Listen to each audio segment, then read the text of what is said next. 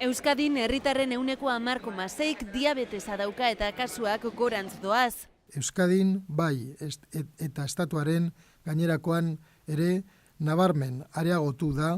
Nafarroan herritarren 14%k dauka diabetesa, horien artean geroz eta gazte gehiago daude. La diabetes de tipo 2, que es la que realmente está siendo una pandemia, es la que realmente está creciendo. Horretan badu zerikusia egungo egoera ekonomikoak. Bigarren motako diabetes kasuen 60%, obesitatearen, elikadura txarraren eta sedentarismoaren ondorio zuzena dira. Krisia hasi zenetik kasuak biderkatu egin dira txarto jatean merkeagoa delako. Resulta más cómodo ir al supermercado y coger una pizza, que igual es más barata, que comprar fruta. Horregatik, diabetesaren egun honetan ondo jatearen aldeko mezua zabaldu dute. Con estilos de vida saludables podía prevenirse hasta el 90% de la diabetes tipo 2.